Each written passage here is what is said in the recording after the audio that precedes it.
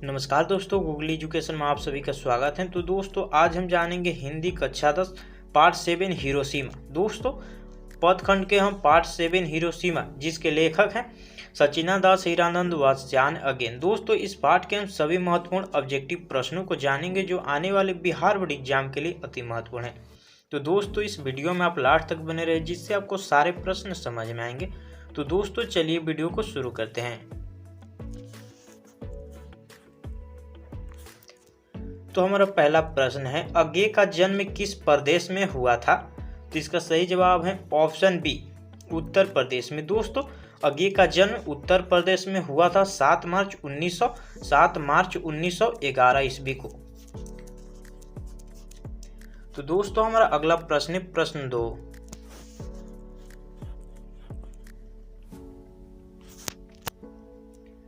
तो दोस्तों हमारा दूसरा प्रश्न है, कौन सी कृति अज्ञे की नहीं है? तो इसका सही जवाब है ऑप्शन डी, मिलन यामिनी। दोस्तों कौन सी कृति अज्ञे की नहीं है? तो मिलन यामिनी अज्ञे की कृति नहीं है।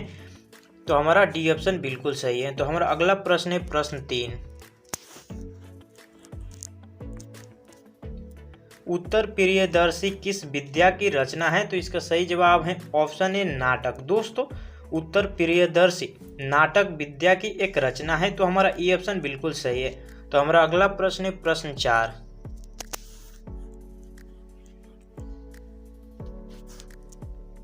हिरोशिमा किस देश में है? दोस्तों हिरोशिमा किस देश में है? तो इसका सही जवाब होगा ऑप्शन सी, जापान में। दोस्तों हिरोशिमा जापान में स्थित है। तो हमारा सी ऑप्शन बिल्कुल सही है। तो हमारा अगला प्रश्न है प्रश्न 5। हिरोशिमा शीर्षक कविता में सूरज का प्रतीक का अर्थ क्या है? तो इसका सही जवाब है ऑप्शन डी, अणुबम। दोस्तों हिरोशिमा शीर्षक कविता में सूरज का प्रतीक अर्थ क्या है? तो अणुबम। तो हमारा डी ऑप्शन बिल्कुल सही है। तो हमारा अगला प्रश्न है प्रश्न 6।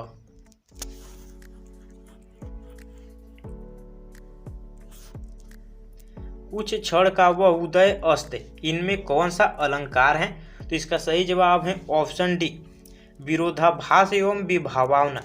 दोस्तों कुछ क्षण का वह उदय अस्त, इनमें कौन सा अलंकार है? तो इसका सही जवाब होगा ऑप्शन डी, विरोधाभास एवं विभावना।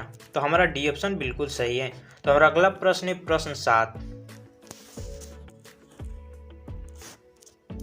हिरोशिमा शीर्षक कविता में वर्णित सूरज कहाँ निकला? तो इसका सही जवाब होगा ऑप्शन बी, नगर के चौक पर। दोस्तों हिरोशिमा शीर्षक कविता में वर्णित सूरज कहाँ निकलता है? तो नगर के चौक पर निकलता है। तो हमारा बी ऑप्शन बिल्कुल सही है। तो हमारा अगला प्रश्न है प्रश्न 8।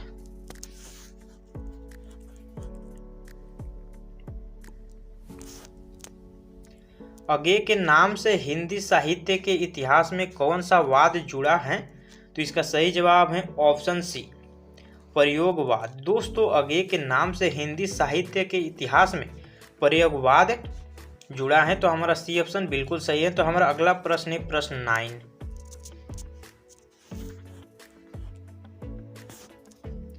कौन सी कृति अज्ञे की है? तो दोस्तों इसका सही जवाब है ऑप्शन सी, अरे यायावर रहेगा याद। दोस्तों कौन सी कृति अज्ञे की है? तो अरे यायावर रहेगा याद। तो हमारा सी ऑप्शन बिल्कुल सही है। तो हमारा अगला प्रश्न है प्रश्न 10।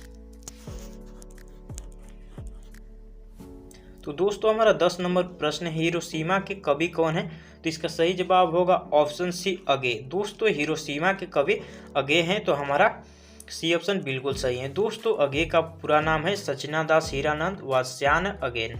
तो हमारा अगला प्रश्न है प्रश्न 11। तो दोस्तों हमारा 11 नंबर प्रश्न है, अज्ञे किसका उपनाम है? तो इसका सही जवाब होगा ऑप्शन ए, सचिदानंद वात्स्यायन। दोस्तों इनका ही अज्ञे उपनाम है सचिदानंद हीरानंद वात्स्यायन के। तो हमारा ए ऑप्शन बिल्कुल सही है। तो हमारा अगला प्रश्न है प्रश्न 12।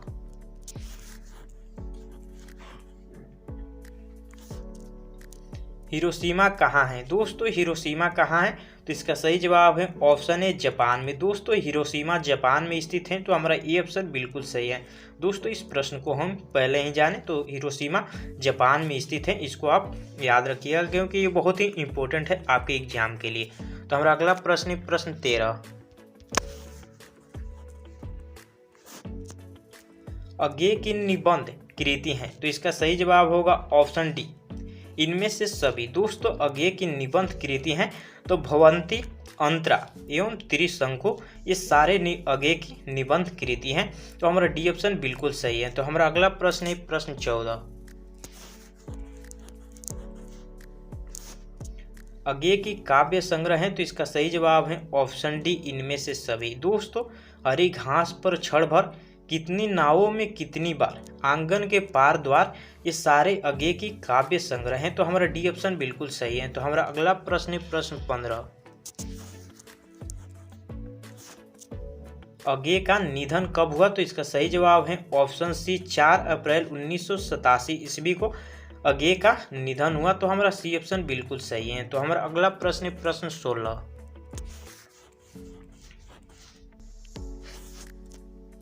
अज्ञेय के माता जी का क्या नाम था, तो इसका सही जवाब होगा ऑप्शन से व्यंती देवी। दोस्तों अज्ञेय के माता जी का नाम व्यंती देवी है, तो हमारा सी ऑप्शन बिल्कुल सही है। तो हमारा अगला प्रश्न है प्रश्न 17। कौन सी कृति अज्ञेय की है? दोस्तों कौन सी कृति अज्ञेय की है, तो इसका सही जवाब होगा ऑप्शन सी, अरे यायावर रहेगा याद। दोस्तों कौन सी कृति अज्ञेय की है, तो अरे यायावर रहेगा याद, तो हमारा सी ऑप्शन बिल्कुल सही है। तो हमारा अगला प्रश्न है प्रश्न 18।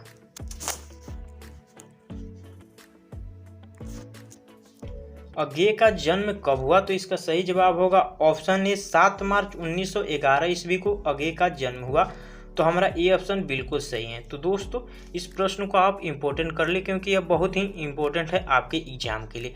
तो हमारा अगला प्रश्न है प्रश्न 19। शेखर एक जीवनी अज्ञेय की प्रसिद्ध है, तो इसका सही जवाब होगा ऑप्शन बी, उपन्यास। दोस्तों शेखर एक जीवनी अज्ञेय की प्रसिद्ध उपन्यास है, तो हमारा बी ऑप्शन बिल्कुल सही है। तो हमारा अगला प्रश्न है प्रश्न 20।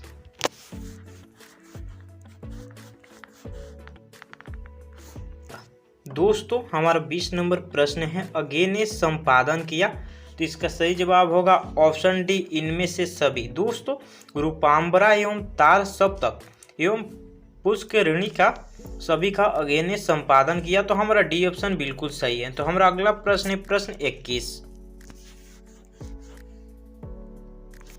जापान के हिरोशिमा नामक नगर पर अणु बम किसने गिराई, तो इसका सही जवाब होगा ऑप्शन ए, अमेरिका। दोस्तों जापान के हिरोशिमा नामक नगर पर अणु बम अमेरिका ने गिराया था, तो हमारा ये ऑप्शन बिल्कुल सही है। तो हमारा अगला प्रश्न है प्रश्न 22।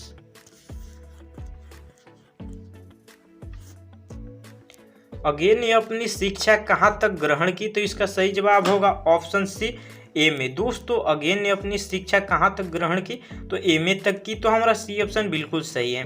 तो हमारा अगला प्रश्न है प्रश्न 23। अज्ञेय का पूरा नाम है, तो इसका सही जवाब होगा ऑप्शन बी, सच्चिदानंद हीरानंद वत्स्यान अज्ञेय। दोस्तों अज्ञेय का पूरा नाम क्या है, तो इसका सही जवाब होगा ऑप्शन बी, सच्चिदानंद हीरानंद वत्स्यान अज्ञेय, तो हमारा बी ऑप्शन बिल्कुल सही है। तो हमारा अगला प्रश्न होगा प्रश्न 24।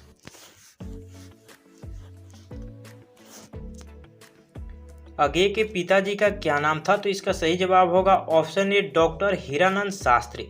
दोस्तों अज्ञेय के पिताजी का नाम डॉक्टर हीरानंद शास्त्री था, तो हमारा ये ऑप्शन बिल्कुल सही है। तो हमारा अगला प्रश्न है प्रश्न 25।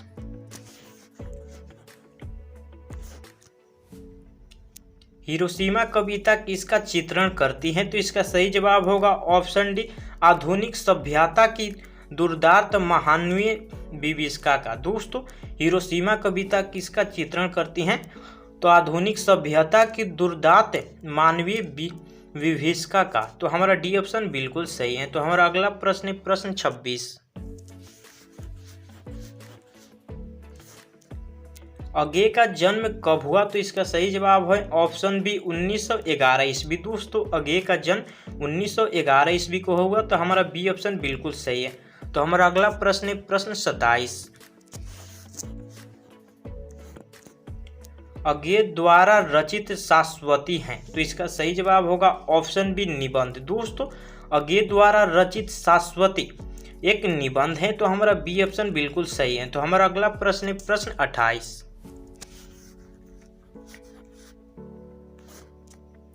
कवि के अनुसार अणु बम है। दोस्तों कवि के अनुसार अणु बम है, तो इसका सही जवाब होगा ऑप्शन बी सूरज। दोस्तों कवि के अनुसार अणु बम एक सूरज है, तो हमारा बी ऑप्शन बिल्कुल सही है। तो हमारा अगला प्रश्न है प्रश्न 29। द्वितीय विश्व युद्ध कब हुआ था? तो इसका सही जवाब होगा ऑप्शन बी 1939 से 1945 ईस्वी में। दोस्तों द्वितीय विश्व युद्ध 1939 से 1945 ईस्वी में हुआ, तो हमारा बी ऑप्शन बिल्कुल सही है। तो हमारा अगला प्रश्न है प्रश्न 30।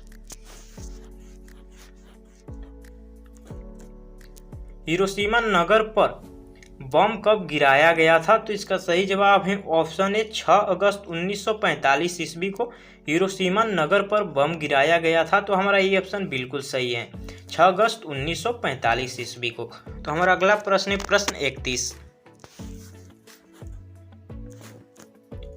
दिन के समय को कितने भागों में बांटा गया है? तो इसका सही जवाब है ऑप्शन ए 3। दोस्तों दिन के समय को कितने भागों में बांटा गया है? तो 3 भागों में बांटा गया है। तो दोस्तों हमारा ए ऑप्शन बिल्कुल सही है। तो दोस्तों इस क्वेश्चन को आप इंपोर्टेंट कर ले, क्योंकि आपके एग्जाम के लिए बहुत ही महत्वपूर्ण है।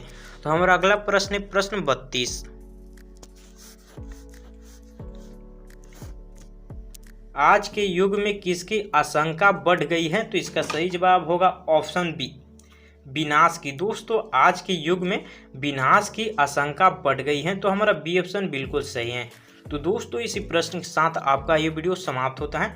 तो दोस्तों ये वीडियो आपको अच्छी लगे तो वीडियो को लाइक एवं चैनल को सब्सक्राइब कर बेल आइकन को प्रेस कर दे, जिससे आने वाली इसी तरह की वीडियो नोटिफिकेशन को पाने के लिए। तो दोस्तों मिलते हैं इसके अगले पार्ट में।